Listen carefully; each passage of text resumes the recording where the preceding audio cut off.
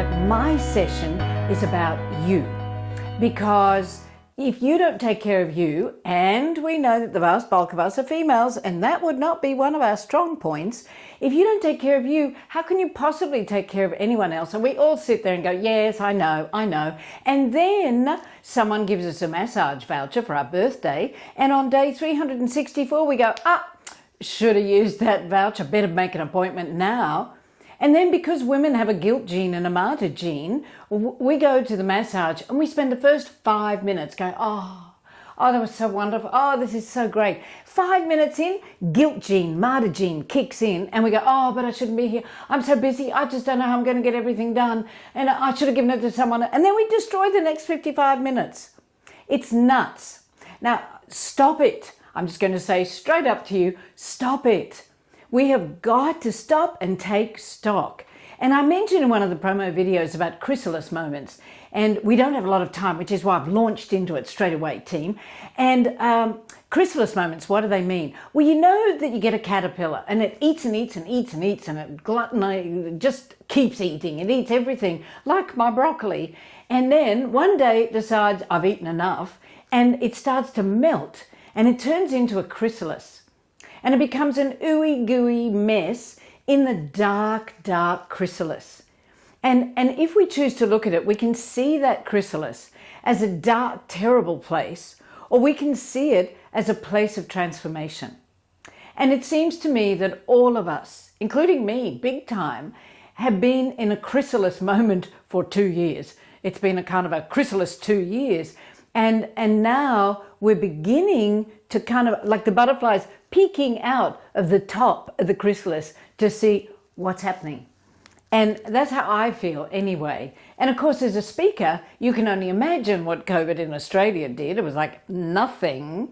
And for me, it has been the most difficult, at 67 I might add, the most difficult and challenging, and at the same time, most rewarding experiences of my life.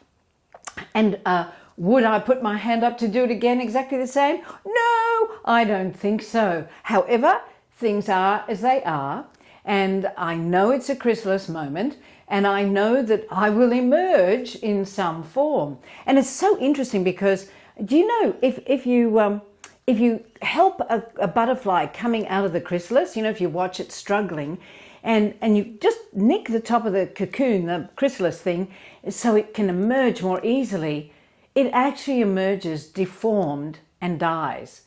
Because the pressure, the struggle that the butterfly has to go through with the cocoon is what pushes the fluid out of its big fat body into its wings, which allows it to fly. I'm pretty sure that's not a comfortable process, but that's the process I feel like I've been going through. And I don't know about you, but we're going to be talking a lot about thinking today, and I am choosing to perceive this as a chrysalis moment, and this is my struggle to make sure that I emerge with lovely, beautiful, strong wings. Now, of course, some of you are going to be thinking, she's a space cadet, and maybe to some degree, but I am working on believing. I can't tell you right now, I go, yep, I got it, that's what's happening, but I'm very close to it. So, having said all of that, we've done the chrysalis moments, and that we're really looking at transformation. So this is about you being able to transform yourself, to adapt and be resilient in the coming, 8-10 months we've got, until people start to feel their feet and regain some confidence. So what can you do for yourself? And how can you become more joyful? Because that is supposed to be my tagline thingy. And since I last spoke to you, and hello to those of you who've seen me before, there's just a few things that'll be similar, but they won't be the same. So hang in with me. I've come up with this. Joy actually stands for just one, you. You are amazing and unique. And, you know, if you've got a little voice inside your head when I say you are amazing, going, no, you're not. How does she know? She doesn't even know you. I know because you're human. And seriously, even though we question it at times, all humans have the capacity to be astonishing and amazing. But let's go back to just one you and focusing on you. So I don't know if you read this book called The E-Myth by Michael Gerber, but it stands for the entrepreneur's myth. And in it, he says, most entrepreneurs fail because they are so busy working in their businesses, they never take time out to work on their businesses. And, you know, and I actually reckon, we know this is true in business, don't we? And if you haven't heard this before, teach it to all your clients. Because one of the greatest things that you will be able to do for them is to get them out of running around like chooks without heads on in their business and work on their business. More, anyway. And I like to think about it in terms of our lives and ourselves. Most of us are so busy running around like chooks without heads on in our lives, we don't have time to work on our lives. And you know, it gets to be like we die and we still got the bucket list and we haven't done a thing on the bucket list, or maybe we got halfway there. And the same applies to ourselves. Most of us are so busy looking externally, dealing with everything, just the busyness of life, we don't take time out to work on ourselves. And we are now going to spend the next 45 minutes working on strategies that you can use to work on yourself and on your life. And the clients will benefit just from you being the beautiful, authentic you that you really are, who's not burnt out. See, very important not to be burnt out. Everything in life, everything, including business, including your relationship with your clients, is about what? It's about feelings.